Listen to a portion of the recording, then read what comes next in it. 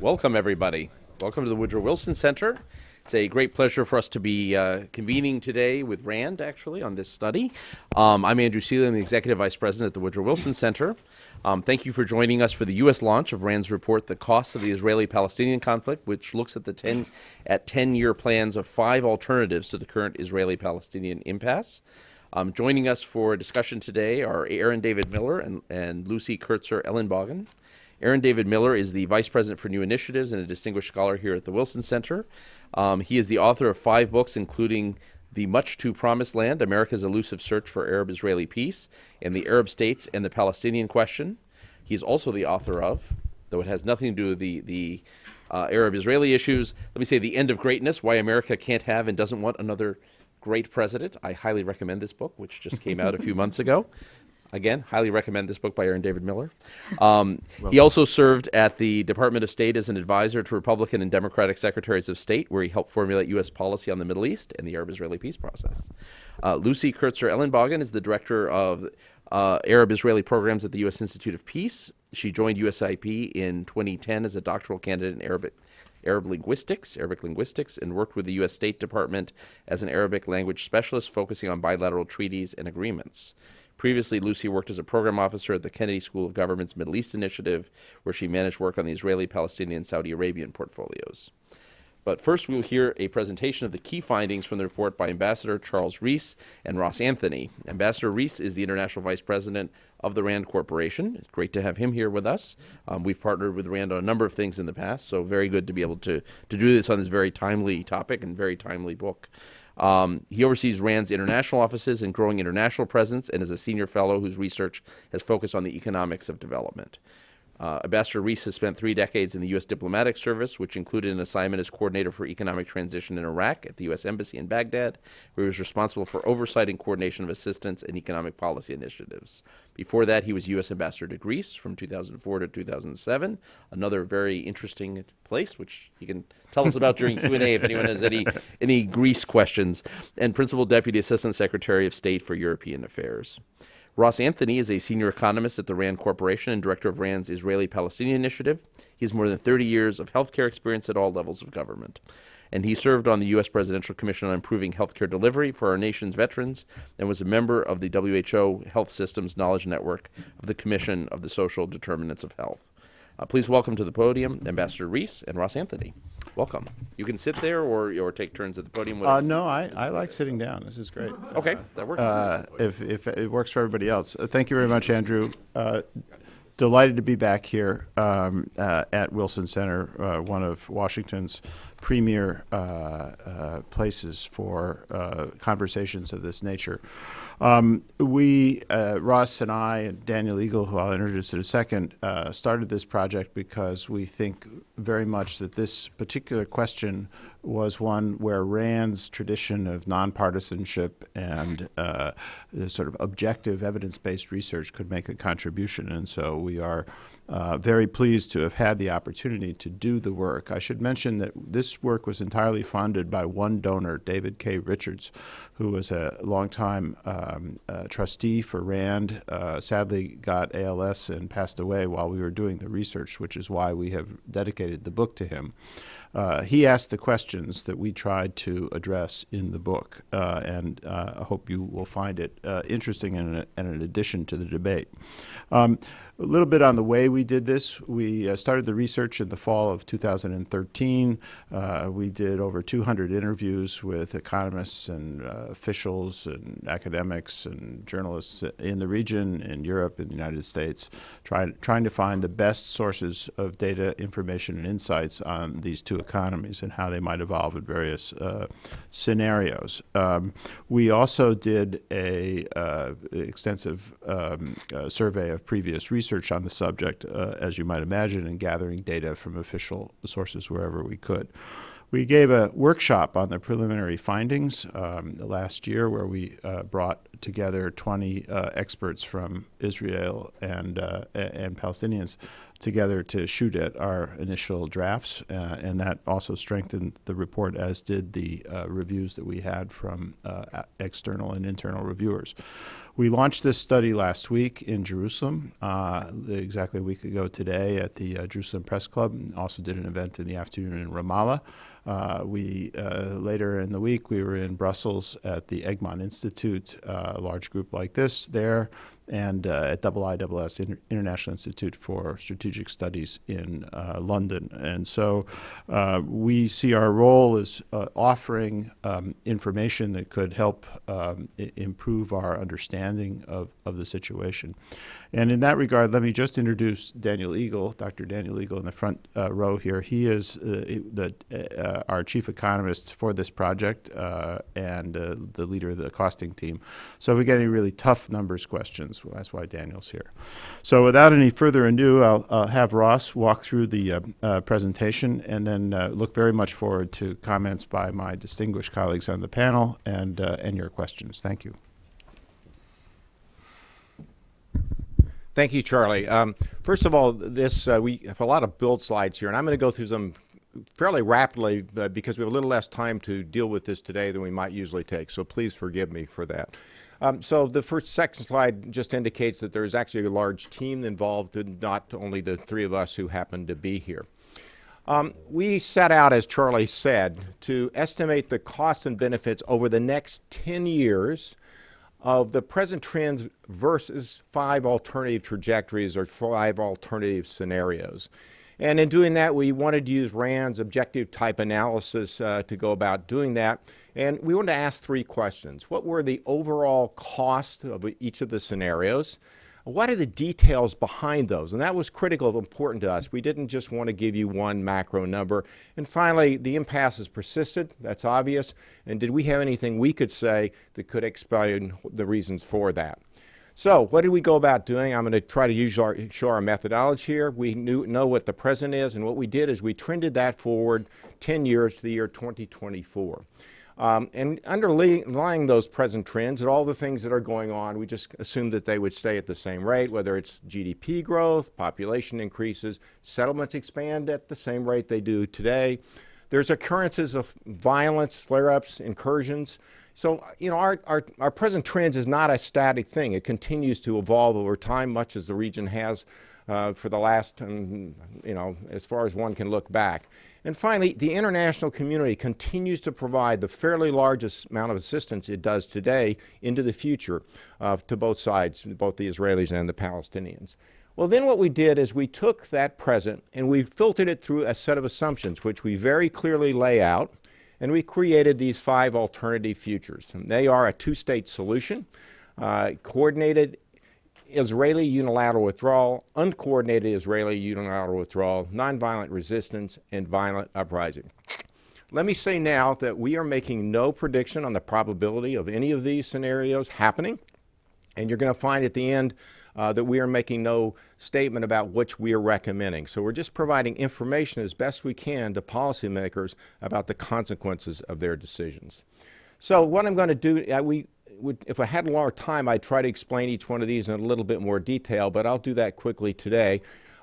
Where we could, and I'll talk about the 2-state solution, we wanted to use other people's scenarios. We didn't want to create our own. We didn't want to have to draw borders. So in the case of a 2-state solution, we used the Clinton parameters, which are well known to most people in this field, the Omart, Abbas discussions, and the Geneva Accords, and made some other assumptions where we had to. It turns out that a coordinated unilateral withdrawal, we primarily followed the work of the Blue-White Futures Group and INSS in Tel Aviv, 2 nonprofit groups. And the main difference between coordinated and uncoordinated unilateral withdrawal, I should point out, is that in coordinated unilateral withdrawal, the Israelis coordinate their actions with the Palestinians and the international community and withdraw 60,000 settlers, which the international community mostly pays for. In uncoordinated unilateral withdrawal, either because the Israelis don't coordinate or because the Palestinians don't think that's in their national interest, they don't cooperate. And in that case, the international community does not pay the large sums to move the settlers. And the others I'll go through as we talk through them. So what I'm going to do now is show you this graphically. So here is the Palestinian economy with the present trends, trended forward from 2014 to 2024. And if we then take a look at the two-state solution, that's the blue line there above there. And the difference between those two, 9.7 billion, is what we're in general going to talk about. In general, I'm going to talk about the differences between present trend and the scenario in 2024. And that's, in this case, 9.7. Now, here's violent resistance, or violent upheaval, excuse me. And that turns out to be a negative $9.1 billion to the Palestinian economy. Here are the other scenarios that come in, and they have much less of an economic effect, and we'll give you the numbers later on. And actually, at the end, I'm going to give you the 10-year numbers, not only just this 1-year 2024 number. We used the same methodology both for the Israelis and the Palestinians. So here's the Israeli economy, present trends, two-state solution. In that case, the Israelis would gain $23 billion in the year 2024. Notice that arrow looks much smaller than the one previously, but because the Israeli economy is 20 times the size of the Palestinians, that's actually a number over double what the Palestinians would be. Here's a violent uprising, and that's a minus $45 billion in 2024 to the Israeli economy, and the other scenarios are much smaller. Now what I'm going to do, and what I started about saying is I want to show you what's behind these lines. What are those detailed numbers in there? And I'm going to do that very quickly here, although we're glad to discuss any of the particulars as we go along. So we are going to deal with two kinds of costs. Direct costs, which are the kinds of things that people feel directly, either because they are direct government outlays or their income to people's households. And here you have some examples of that. So for instance, on the Israelis, to just take one example here, you might expect that if there's a two-state solution, that they would withdraw settlements and their expenses on that would be less than they are today. Let's go look at the other factors, which are opportunities costs. And those are economic opportunities missed because of the conflict. And you're going to find that those are much larger than are the direct costs. And just to give one example here, if there was a two-state solution, you'd expect greater stability in the region, and you'd expect tourism on both sides, both among the Israelis and the Palestinians, to go up. So let's look at a case right now of the two-state solution. And what I'm going to do to make this easier so you don't have to translate costs and all that thing going forward is we're going to talk about the effect of each of the factors on GDP directly. So all the things that I'm going to give you in numbers here are on GDP. All right, here's a two-state solution. The Israelis have an increase of $22.8 billion. Well, how did we get that? Their direct costs are really fairly small here. Only $90 million savings, and in that case, a $90 million reduction in GDP because of the settlements, mostly because they have to pay less to maintain settlements that are being withdrawn. And as you're going to see, the opportunity costs swamp everything else. So if instability and uncertainty go down, we'd expect investment in Israel to go up, and you would find that their GDP would boom to the tune of about $10 billion. Trade with the Arab world and with the Palestinians would also increase rapidly to the tune of $10 billion in 2024. Other factors are Palestinian labor in Israel. There would expect more labor to go to be available in Israel than today, and that has a direct positive economic effect for the Israeli economy because it's cheap labor and would enable them to increase their GDP, in this case by about $1 billion. Other factors, there's tourism, I mentioned already. And we added in the BDS. For those of you who don't know, that's boycott, divestiture, and sanctions movement. In this scenario, we've modeled no effect on that. But when we were in Israel last week, that was almost the number one or number 2 week question we got asked about. We'd be glad to go over that in the Q&A. On the Palestinian side, on the Palestinian side, we did a similar kind of exercise. You'll find that the number one issue here is Palestinian labor. More labor is going to work in Israel. That's going to be direct income to those Palestinians, so it increases the Palestinian GDP. A number of other direct factors like territorial waters, the ability to take advantage of the gas off of the coast of Gaza, etc. But as in Israel, the opportunity costs are far larger. In this case, barriers to trade fall, and the Palestinians are able to increase their GDP by about $4.3 billion. And other factors include access to water, which will enable them to increase their agricultural production, control of territory, which is the area in the West Bank that they do not presently control, like Area C. They would be able to take advantage of the resources in that area, and that causes GDP to go up. Tourism we've mentioned. And the one final factor down at the bottom, in the two-state solution, we modeled 600,000 refugees returning from outside of the West Bank, Gaza, into the West Bank, Gaza, not into Israel proper, and that would have a positive $2.5 billion effect on the economy of the Palestinians. Well, with that in mind, I don't want to go through this because we don't have time, but we also, in all of our scenarios, took explicitly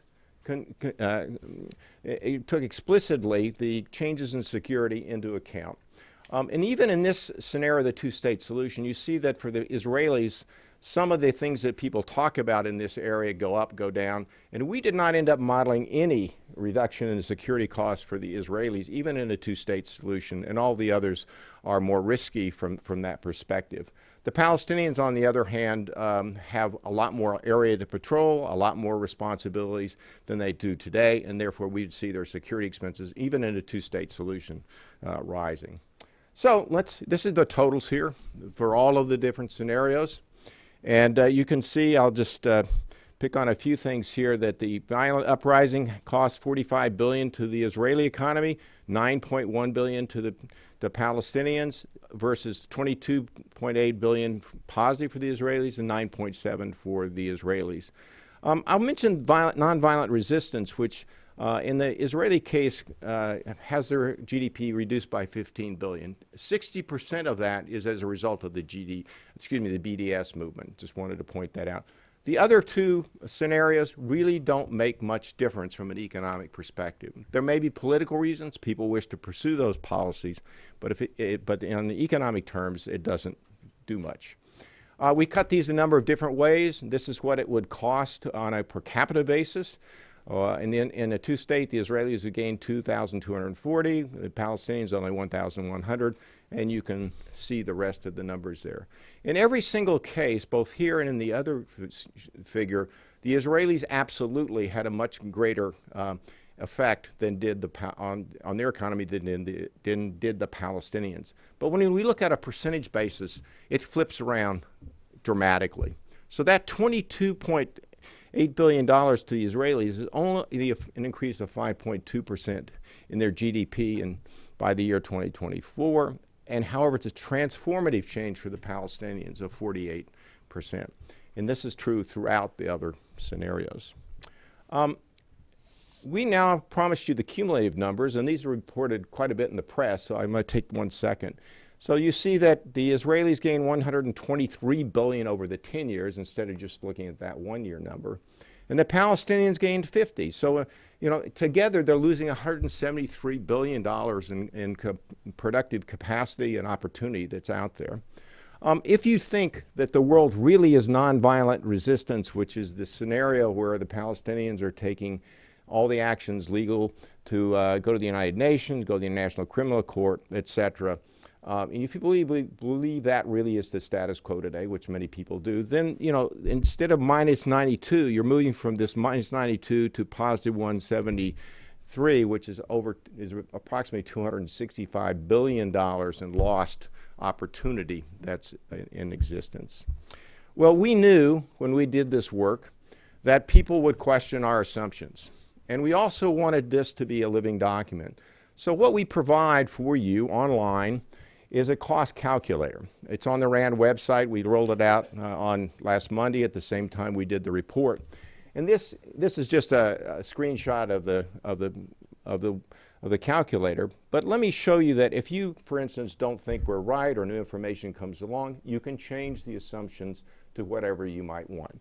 So in this case, let's take a look, and let's say in the two-state solution, for instance, we assumed that Israeli trade would go up by 200%.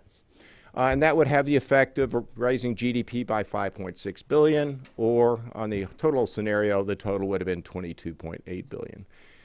But let's say in this case you think that Arab trade really would be 200%, 250% higher than today instead of 200. That would have the effect of raising GDP by 7 instead of 5.6, and instantaneously the 24.2 billion for the entire scenario comes up.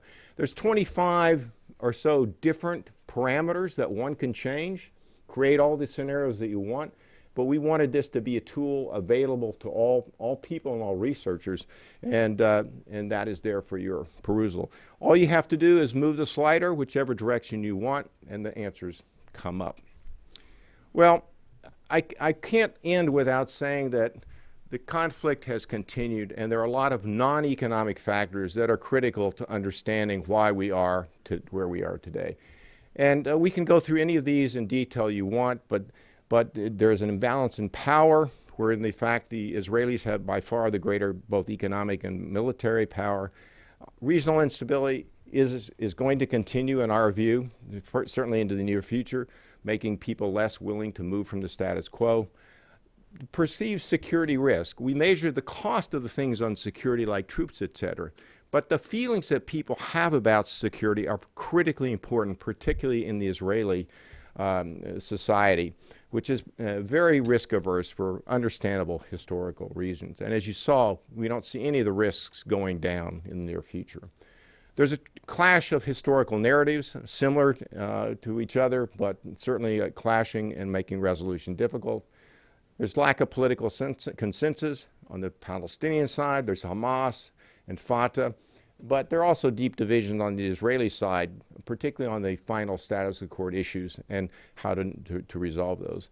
And finally, overlaying all of this are the demographic trends in the region, where today the Palestinians and the Israelis are about equal in all the land west of the Jordan River, but the Palestinians are growing a little bit more rapidly, so they feel that all they have to do is wait. So that's are part of an explanation as to why this conflict continues, along with another one that Charlie will talk a little bit more about, which is the opportunity and direct costs. Thanks very much. There are a lot of numbers, obviously, and there are even more numbers in the study itself. So we devised this kind of last presentation, which is sort of, so what does it all mean? What are the key findings?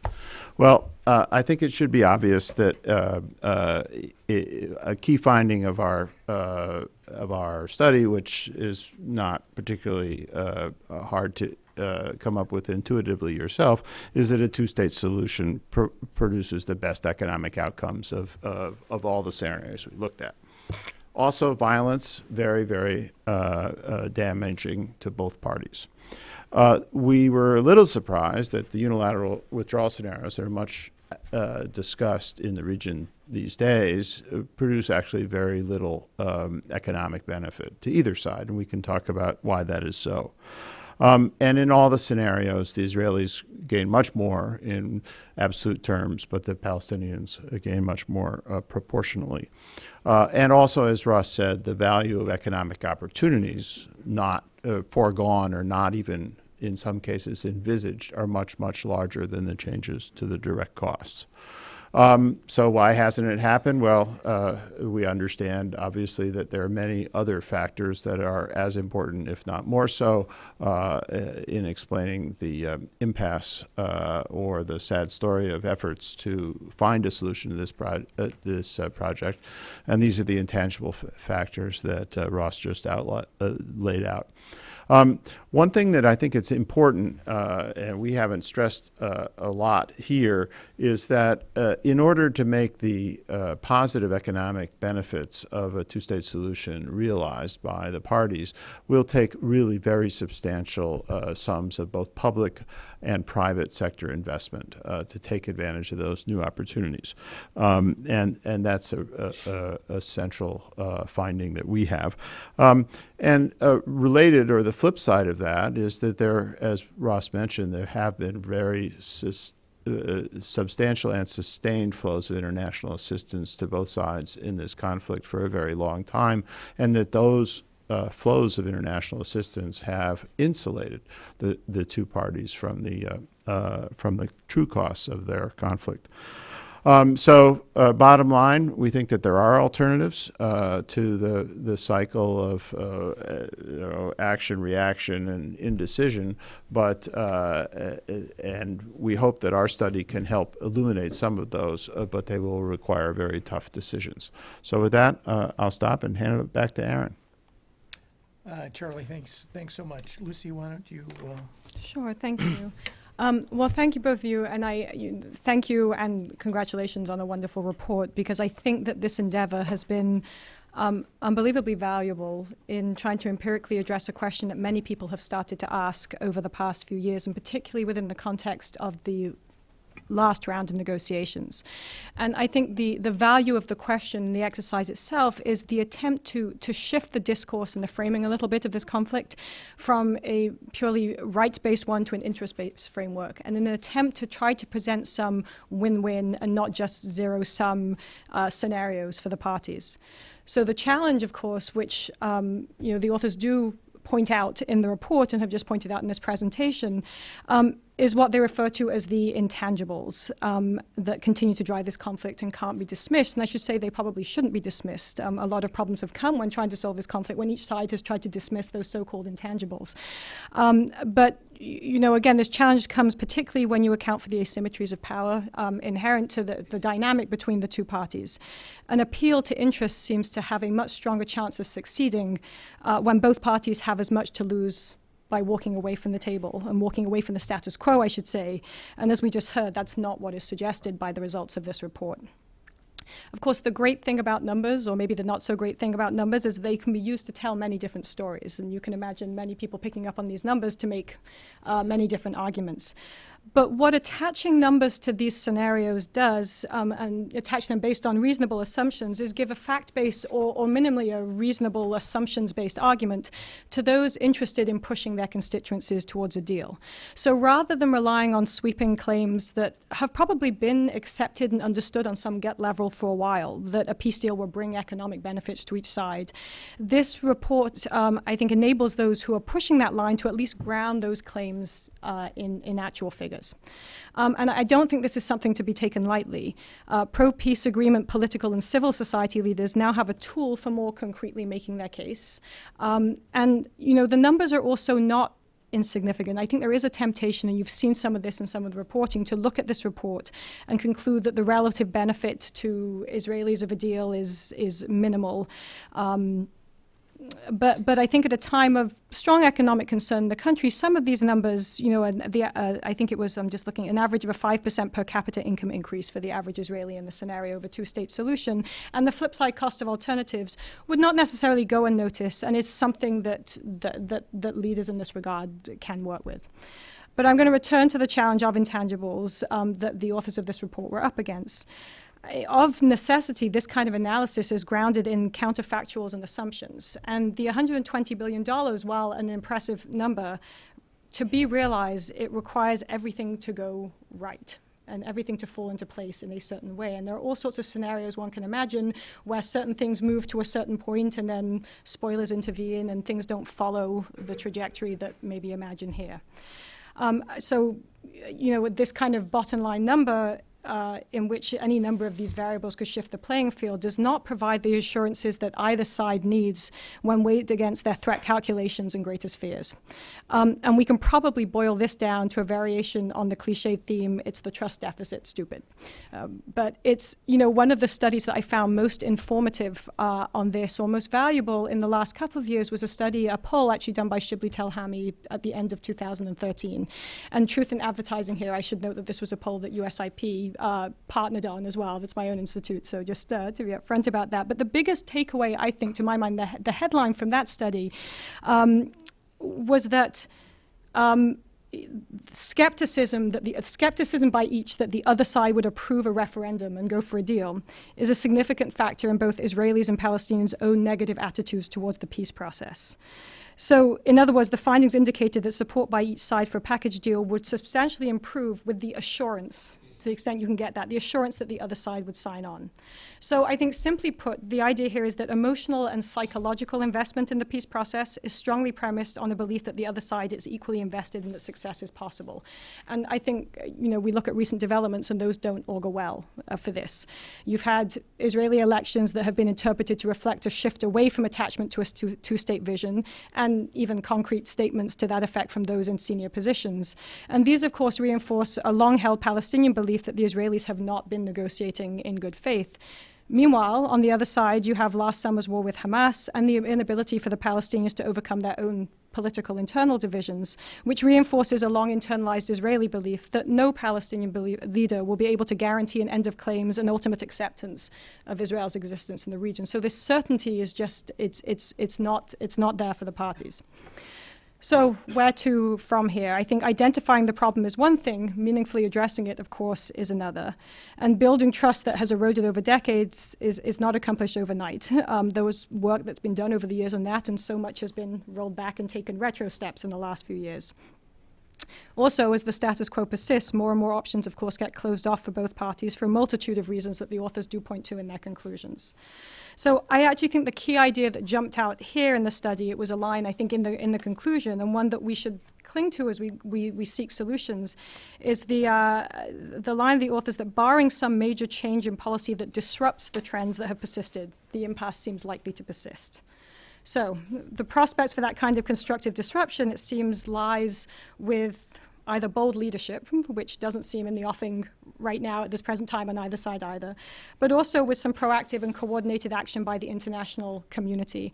And at this point, for those international parties who identify that realization of a two-state solution is within their own national interests, and there's still quite a key club of actors in the out there, I mean, the includes the Quartet membership, key Arab states.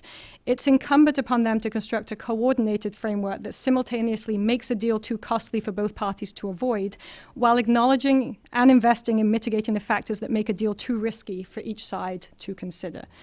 Now, there are many avenues forward here, and maybe that's something that would come up in the Q&A, but whether that's economic incentives, disincentives, UN resolutions, robust activation of the Arab Peace Initiative, just to throw out ones that have been out there in the discourse over the last few months, it does seem that any part of such a process would need to pick up on the challenge taken up by the RAND team here with this study. It's simple to say, but attempts to provide certainty and demystification where unknowns rule and have led to paralysis can give civil society, policymakers, and diplomats valuable tools. Grounding efforts to move the parties forward in facts appears to be a surprising innovation.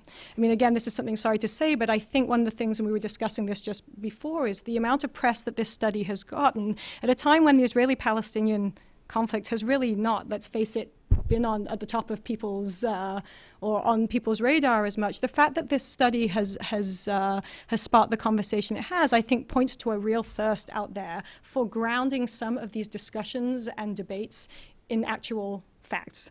And so I hate to push you both to doing yet another report on other issues here, having just finished this one.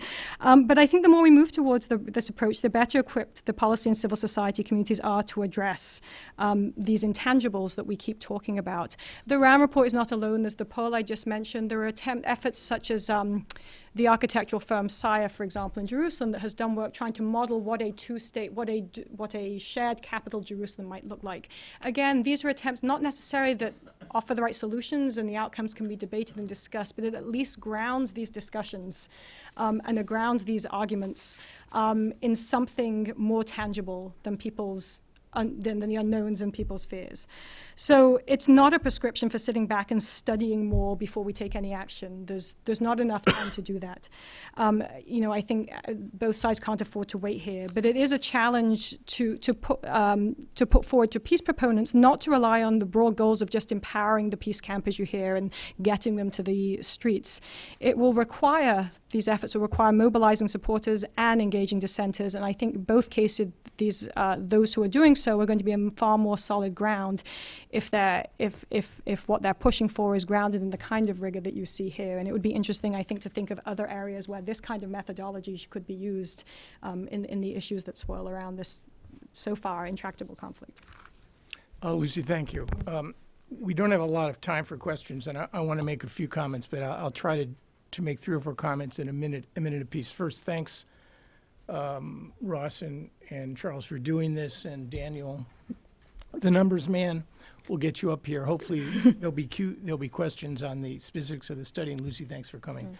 I mean, I'm not an economist, and I'm not here to quibble with the numbers or to question any of the underlying assumptions. I mean, I do have a question about alternate scenarios that weren't included among the 5. But just let me make a couple points. First, and I do so not as an economist, but as someone who's followed the conflict from a political perspective, and more important, as a negotiator, what does it take to induce Israelis and Palestinians to see, quote unquote, what's in their best interest? Number one, I can't tell you how many times during the course of a 25-year period working on these negotiations that we received well-intentioned proposals from outside of the negotiating process urging us to consider the essential character of a sound economy and economic prosperity as the ultimate inducement to peacemaking. Marshall plans, Middle East recovery plans. We even were approached by filmmakers who literally wanted to make a movie to show Israelis and Palestinians what life would actually be like. Not a study with numbers, an actual movie that would show Israelis and Palestinians what life would be like if, in fact, they became reasonable and rational and settled. Second, none of these worked. Some, including industrial zones and free trade zones, actually had a life. The Israeli-Jordanian relationship demonstrates that, and to a degree, Israelis and Palestinians during the good old days found ways to make economics an essential part of their putative peacemaking. But none of it worked because, in essence, if we could have bought a solution to the Israeli-Palestinian conflict, if there were one available, as a consequence of holding out inducements of what each entity, state, would aspire to and attain, we would have done it already. And that brings me to observation number 3, what is referred to here as the intangibles. I realize this is a study that dealt with the economics and what a counterfactual of 2 states and other scenarios might produce. But it is these intangibles. These are the currency of the Israeli-Palestinian and the broader Arab-Israeli conflict. And identity, security, religion, historical trauma, competing narratives, all of the dysfunction that has guided the dance between the occupier on one hand and the occupied on the other, and all of the broken trust, crockery, psychological trauma that this dance has produced. That is what, in essence, is required in order to lay the basis for Israelis and Palestinians to begin making rational decisions on what the advantages might actually be. So the notion that you can induce Israelis and Palestinians by demonstrating missed opportunities or even economics inducements to cross these lines, to deal with the currency that needs to be dealt with, to me is really a stretch. And finally, there's a lot missing in this conflict. You don't have the leadership that is required to resolve it. You don't have the ownership that is required to resolve it. You don't have an effective third-party mediator that has the will and skill in an effort to resolve it.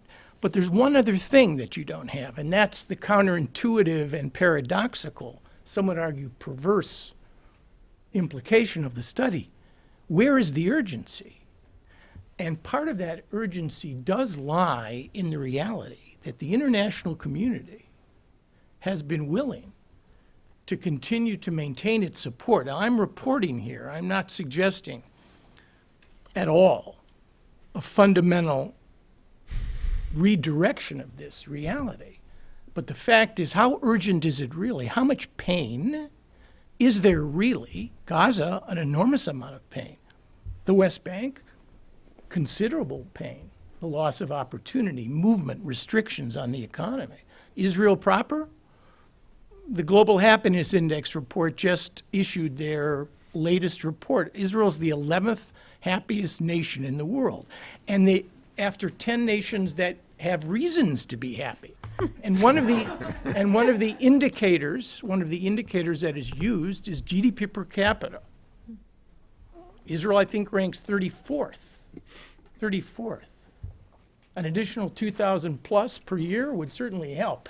Question is, how profound an inducement is it really? So where does this leave us? I mean, I congratulate Rand on doing this. I think for the reasons that Lucy has identified, it's important to ground these assumptions in empirical data.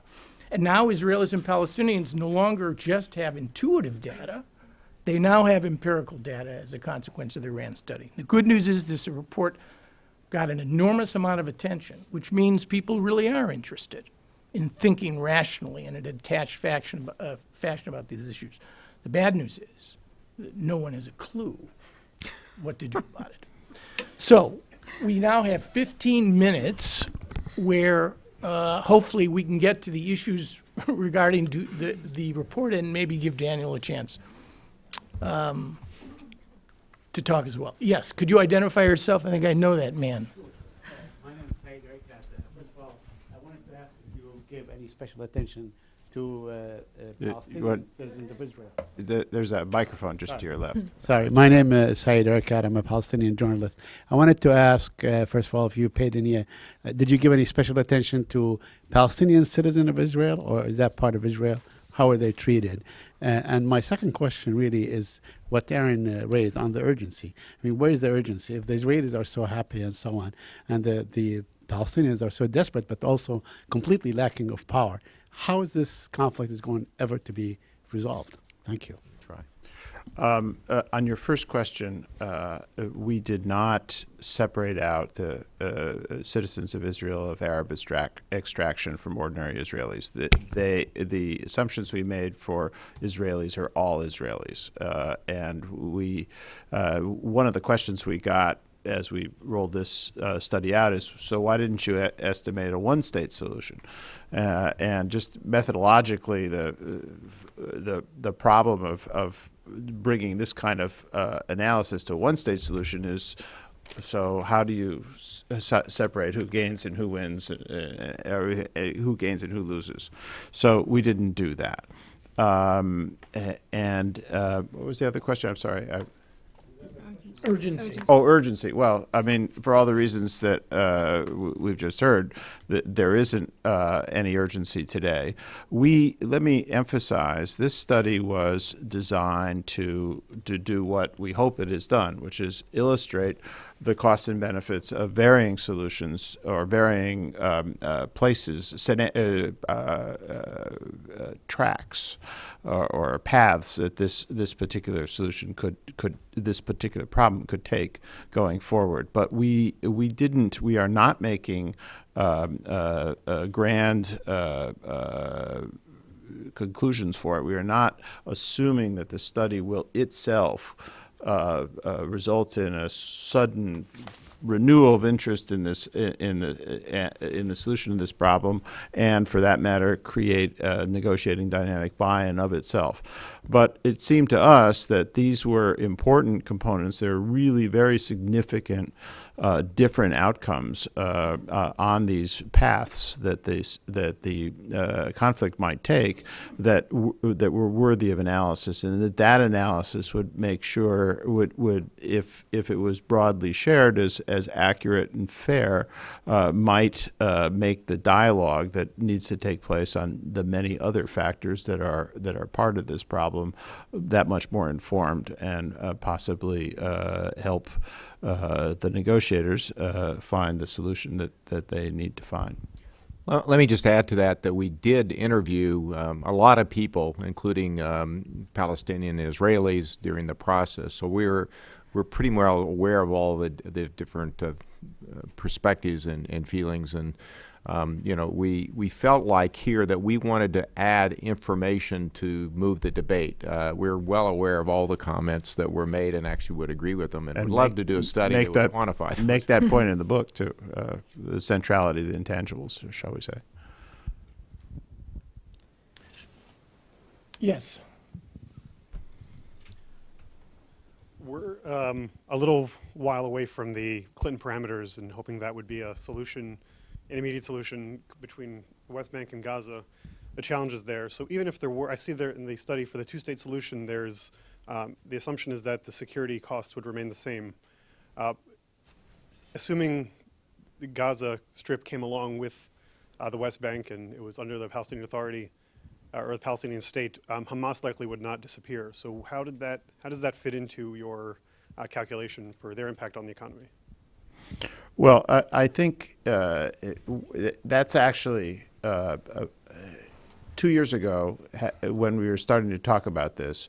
One of the assumptions that I think we made, or one of the judgments that we made, was that, oh, well, in a two-state solution, there may be savings on security. It may cost the funding might be needed to make changes, the reduction of settlement outposts or something.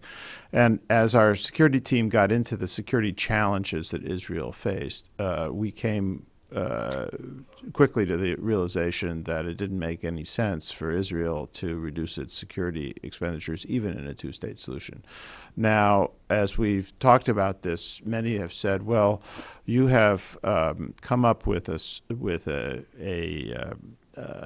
assumption for a two-state solution that's very optimistic. You assume that violence won't get worse in a two-state solution and that there'll be no downsides to a two-state solution. We are not trying to impose our own map to a two-state solution. We are trying to basically cost out the two-state solution that is, if you will, received wisdom. Clinton parameters, Olmert Abbas, et cetera. It turns out, and we've also been asked, well, what kind of border adjustments have you made?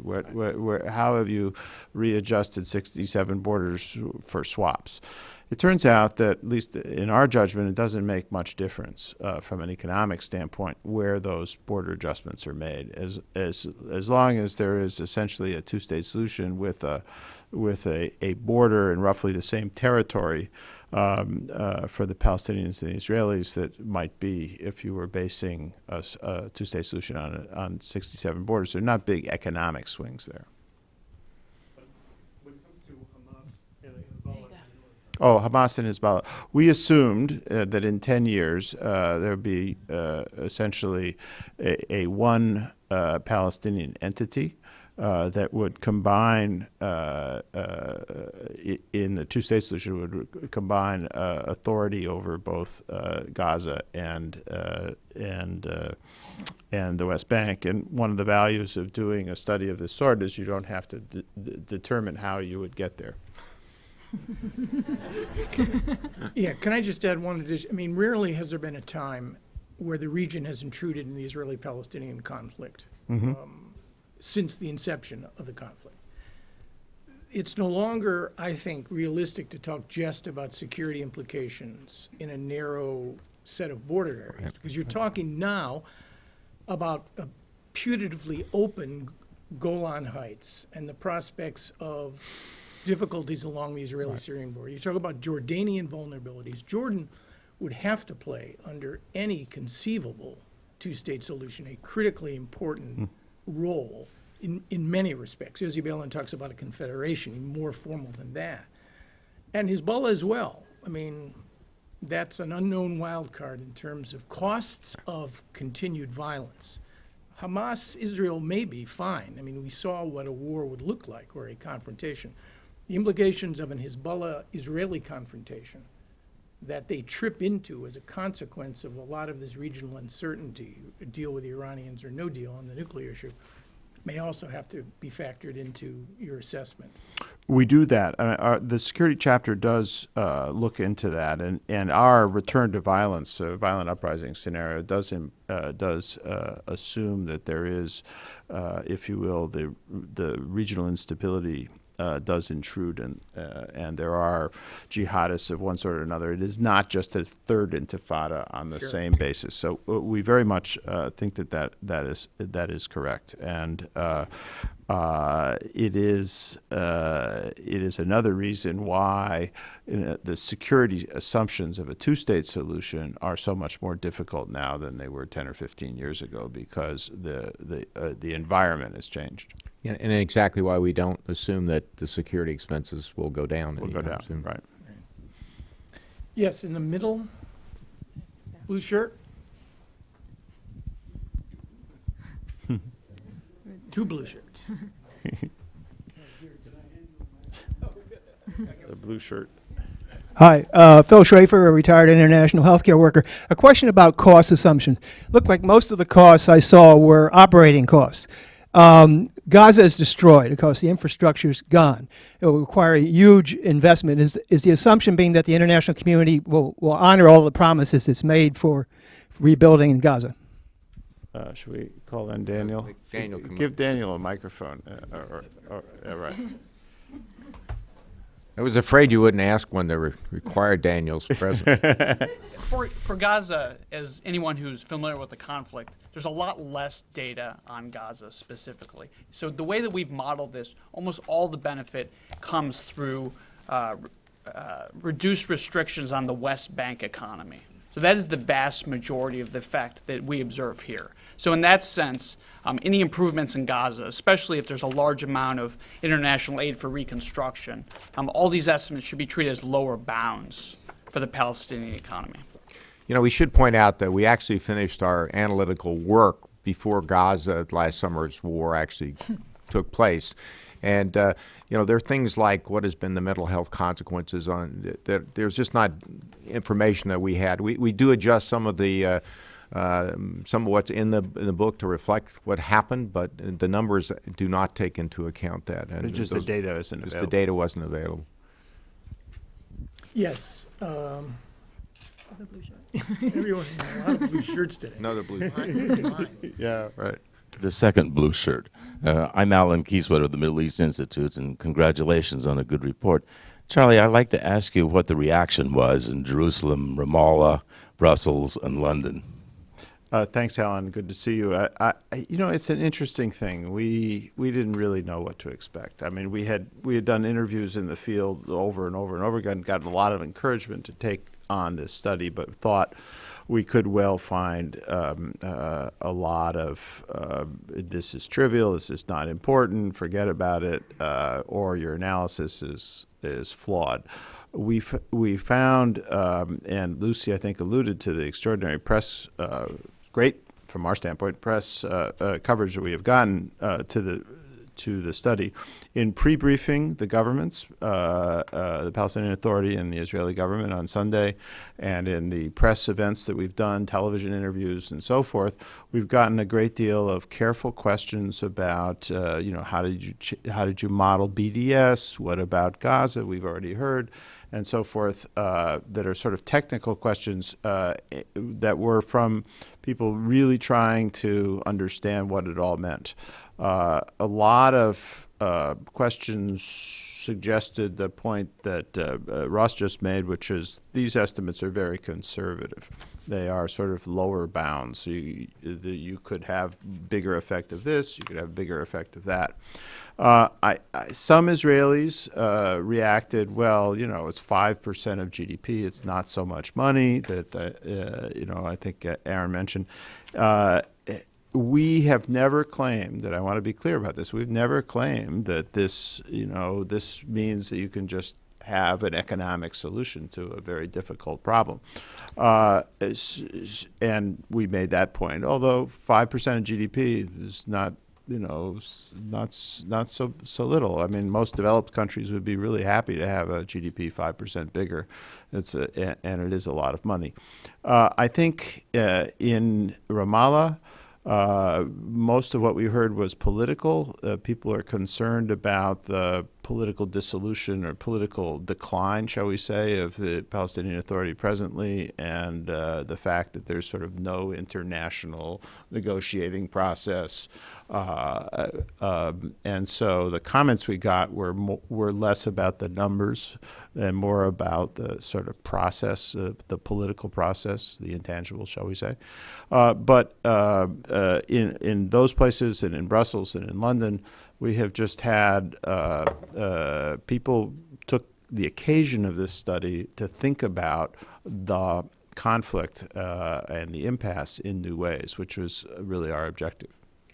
Yeah, just let me add to that. I mean, it really was gratifying to see people's reception and openness, and the cost calculator in particular. It was something that really people were really pleased to have. My daughter, who actually came to our presentation in London, said, "Well, Dad, I'll think it's good when the Economist puts it in their session." And the next day there was an Economist blog, so I sent that to her. So, you see. But on a serious side, those guys that talked to us were really knowledgeable, both on economics and the entire region. And so the fact that they were taking this the study seriously, I think, said a lot to me. But we were received extremely well. And as Charlie said, we didn't claim that we were going to solve this crisis. It's been going on for a long time. But if we added information that helps people think about it constructively, then that's a good thing. Yes, way in the back.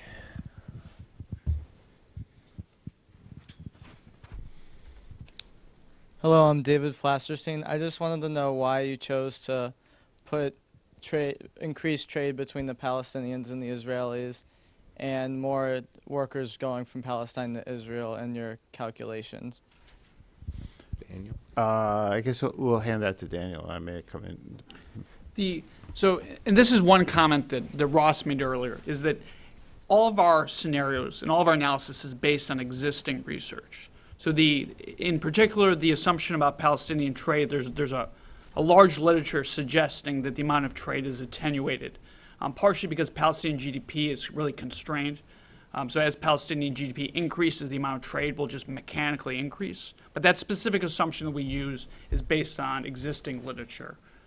And that is true for every one of our assumptions. So that's the same on Palestinian labor migration, which is the other one you were asking about.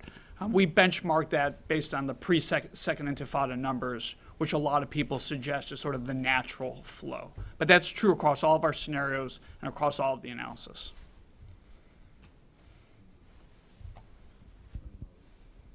Yes, over here. Bill Corcoran from the Relief and Development Agency in NERA. The question is relative to your point number 8, which I think is well taken, and international assistance has been an insulator or a cushion to the situation right now. But what I'm seeing as we travel around the Gulf states, appealing to them for various projects, there's an increased reluctance for them to fund right now, post-Gaza war, and also looking at the situation after the elections. And what they're saying to us increasingly is that we're unwilling to build anything in Gaza now because they don't want to see it bombed in the future. And secondarily, they're not willing to fund anything in the West Bank because they're looking more at the futility of the situation. If that's the case, does that accelerate your case for urgency and a renewed look at all of these pictures? Well, we also heard that in Brussels. Many Europeans say, well, you know, we're increasingly data-driven in our assistance allocations, and we're not seeing reform in the Palestinian Authority, reform on the corruption agenda, the reform in the way that the money yields economic growth. And I think all these factors are out there. And so to the extent that we can contribute with some data about what to expect from various alternatives, I think we can make a contribution. Yes, Lucy, go ahead. I think Lucy, yours will be we're a little past one. Okay. Yours will be the last comment. I was just going to add on the urgency piece. It's interesting this, where's the urgency? Because if you think there have been so many attempts over the last couple of years to inject that urgency, which has basically taken the form of the door is closing on the two-state solution. And that somehow has not seemed to, and I think you referenced this towards the end of the report, you talk about playing out the demographic trends years out.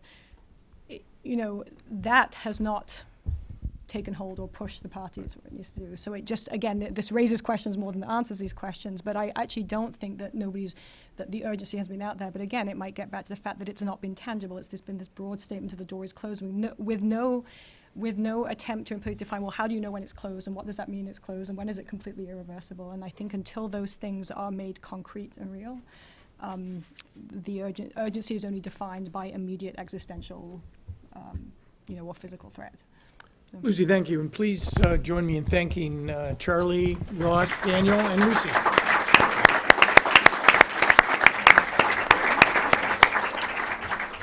Charlie, thanks. That was very good.